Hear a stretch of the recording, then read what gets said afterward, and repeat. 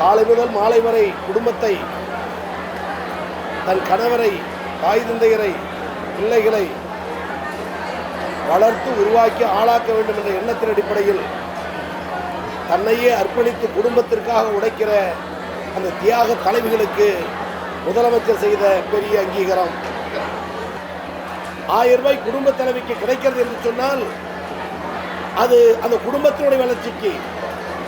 சமூக வளர்ச்சிக்கு, மருத்துவ உதவிக்கு இன்னைக்கு பயன்படுகிற காரணத்தால் தான் இன்னைக்கு அகில இந்திய ரீதியில் இந்த திட்டத்தை வரவேற்றுக் கொண்டிருக்கிறார்கள்.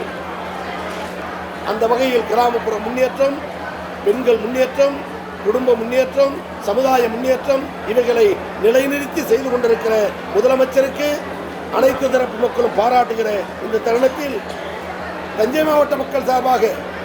இங்கு வீட்டிலிருக்கிற மக்கள் பிரதிநிதிகளோடு, சட்டமன்ற உறுப்பினர்களோடு, மேயர், துணை மேயர்களோடு, மாவட்ட ஆட்சித்தலைவரோடு, அதற்கு பணியாற்றி அந்த துறையினுடைய அதிகாரிகளோடு ஒட்டுமொத்த நன்றியை